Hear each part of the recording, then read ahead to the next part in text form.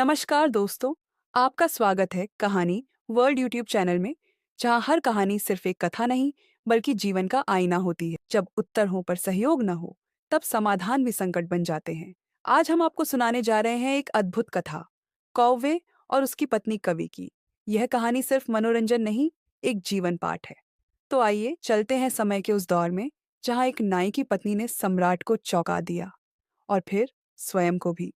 प्राचीन काल की बात है, जब नदियां स्वर्ण सी चमकती थीं और आकाश में देवताओं की छाया मंडराती थी।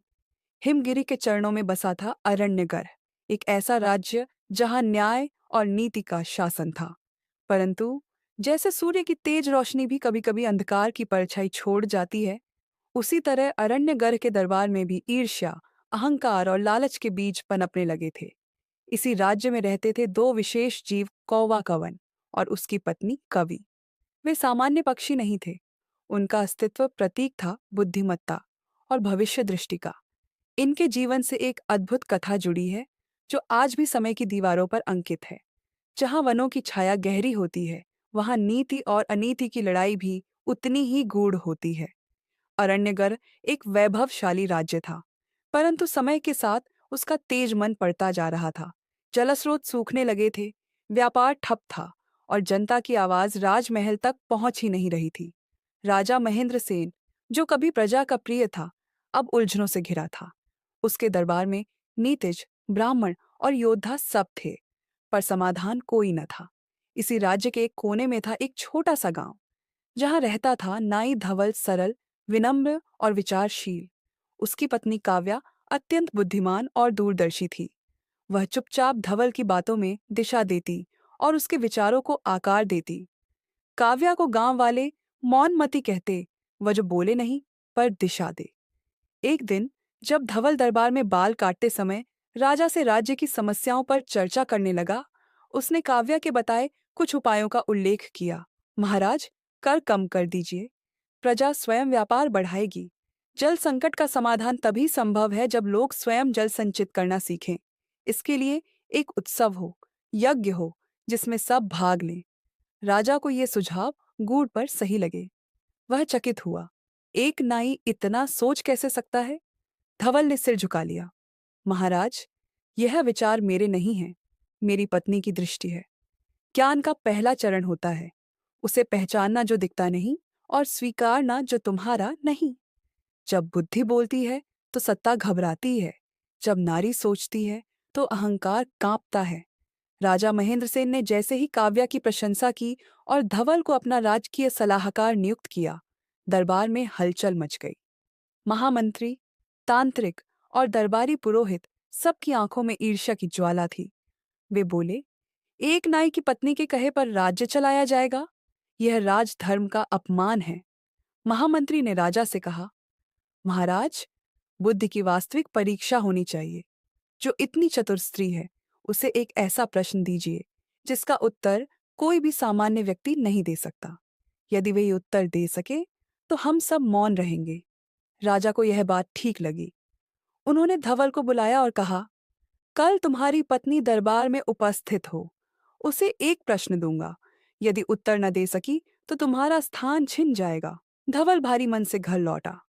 काव्या उसकी आंखों से सब समझ गई। क्या प्रश्न है? राजा ने कहा, वह वस्तु बताओ जो न तो देखी जा सकती है, न ही छुई जा सकती है, पर जिसकी शक्ति सबसे अधिक हो। काव्या कुछ क्षण मौन रही, फिर बोली, कल मैं स्वयं उत्तर दूंगी, पर याद रखना, धवल, हर उत्तर से पहले मौन को साधना पड़ता है। अगली सुबह दरबार सजा।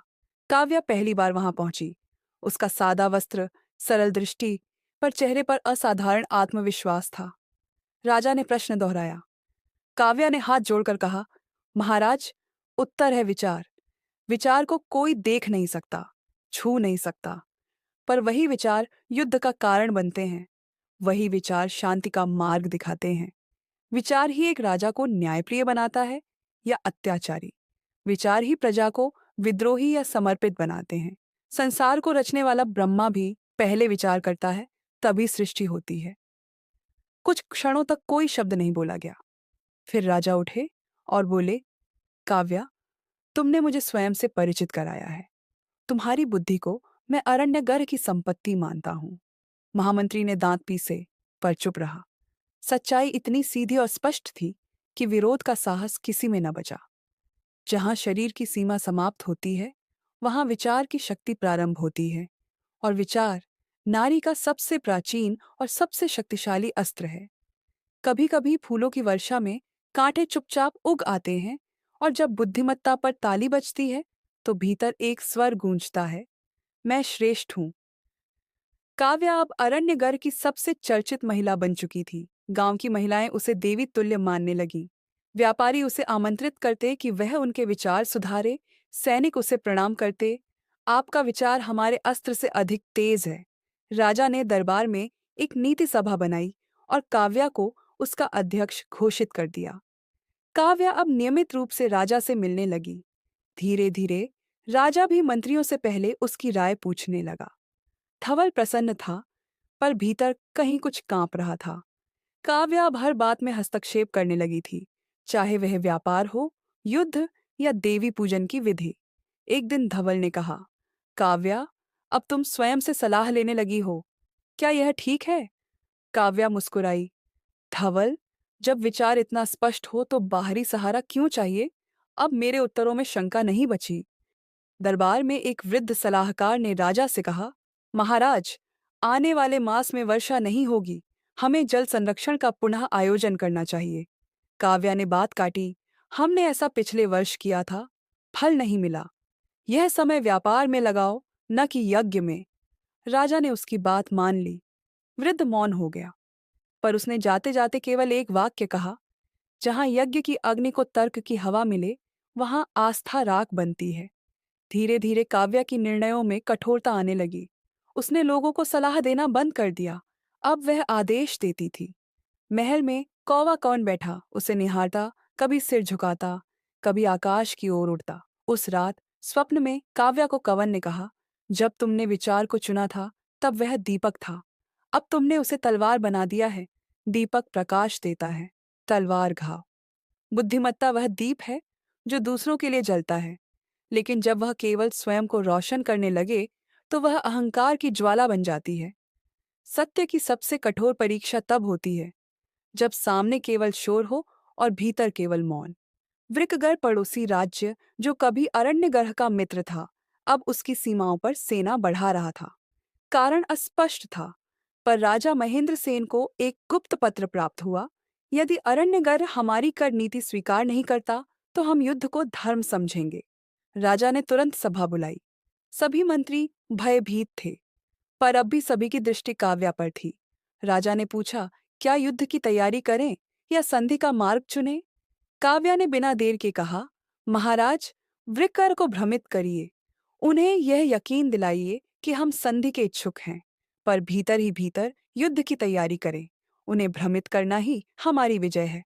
मंत्रियों ने आपत्ति जताई, पर यह नीति अरण्यगर्भ की परंपरा नहीं रही। हमने सदैव खुलेआम युद्ध किया है। काव्या ने तीखी दृष्टि से देखा, परंपरा बदलनी चाहिए जब समय बदल जाए। मैं राजा से कहती हूँ, छल नीति का अंग है।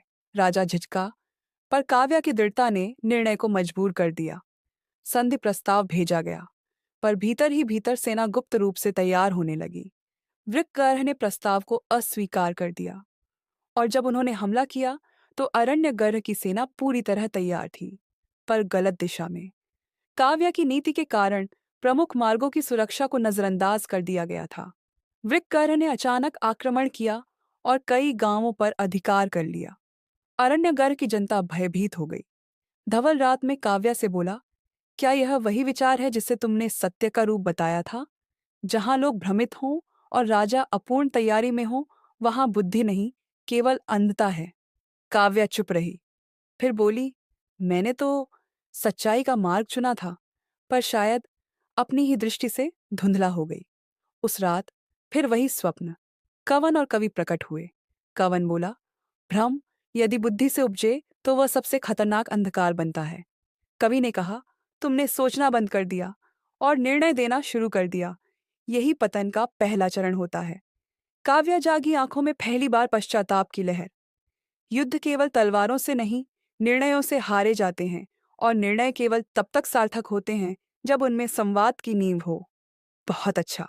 अब हम प्रवेश करते हैं उस अध्याय में जहां बुद्धि और आत्मा आमने सामने खड़ी होती हैं और काव्या पहली बार अपने भीतर की कवि से मिलती है। जब आत्मा की दीवारें चटकती हैं, तब भीतर से वही आवाज आती है जिसे हम वर्षों से टालते आ रहे होते हैं। अब तू सुन। राज्य की सीमाओं पर युद्ध थम चुका था, पर भीतर एक और युद्ध चालू था, काव्या के भीतर। राजा अब निर्णय लेने से पहले कई बार रुकने लगा था। दरबारी फिर से मुखर हो गए थे। काव्या ने स्वयं को महल से दूर कर लिया। वह एक तपस्विनी की तरह नगर से बाहर एक शिला के समीप रहने लगी, जहां कभी कभी कवन आकर बैठता और उसकी ओर केवल देखता। वहीं एक दिन वह ध्यान में बैठी और उसे एक दिव्य स्वप्न हुआ। वह स्वयं को एक शून्य आकाश में खड़ा देखती है। चारों ओर प्रकाश और ध्वनि, लेकिन कोई स्पष्ट रूप नहीं। तभी सामने एक छवि प्रकट होती है, उसकी ही जैसी, पर शांत, स्थिर और दिव्य कवि। कवि बोलती है, तू काव्या थी, विचार की वाहक, पर तूने स्वयं को विचार मान लिया। तू भूल गई कि विचार बहता है, वह जड़ नहीं होता। काव्या रो पड़ती है, क्या मैं असफल हुई? कवि मुस्कुराती है, असफलता तब होती है जब सीख रुक जाती है। तू आज सीख रही है, यही बोध है। तूने विचारों को हथियार बनाया, अब उन्हें दीपक बना। तूने सत्ता को सत्य माना, अब सत्य को साधना बना। काव्या जागती है, उसका चेहरा शांत है, आंखें नम, पर उसमें भय नहीं, एक निर्णय है। वह राजा के पास जाती है। राजा उसे देखकर उठ खड़ा होता है। काव्या। काव्या झुककर कहती है, महाराज, मैंने राज्य को भ्रम के मार्ग पर धकेला। अब मैं उसी भ्रम को ज्ञान से काटने आई हूं। मैंने देखा कि विचार की तीव्रता जब नम्रता से दूर हो तो वह विनाशक बन जाती है। मुझे क्षमा करें। राजा मौन रहता है, फिर धीरे से कहता है, तुमने मुझे नेतृत्व का दूसरा रूप दिखाया है, प्रायश्चित वाला नेतृत्व। धवल एक कोने में खड़ा मुस्कुरा रहा था। यह वही क्षण था जिसका उसने वर्षों इंतजार किया था। उसकी पत्नी अब काव्या नहीं रही, वह कवि बन चुकी थी। सच्ची बुद्धिमत्ता केवल उत्तर देने में नहीं, अपनी भूल को स्वीकारने की हिम्मत में होती है। बोध वहीं जन्म लेता है जहां अहंकार समाप्त होता है। अब अंतिम और निर्णायक अध्याय बचेगा, जहां कवि अपने भीतर जागी शक्ति के साथ एक नई व्यवस्था की नींव रखती है। जब कोई आत्मा अपने भीतर का अंधकार जीत लेती है, तब वह दूसरों के लिए सूर्य बन जाती है। अरण्यगर्भ अब युद्ध की राख से उठ चुका था, पर जनता की आंखों में अब भी प्रश्न थे। क्या अब फिर वही होगा? और तभी महल से एक घोषणा हुई। राज्य में मंत्र विचार सभा का निर्माण किया जाएगा, जिसमें प्रत्येक गांव से एक प्रतिनिधि होगा और इसका संचालन कवि स्वयं करेंगी।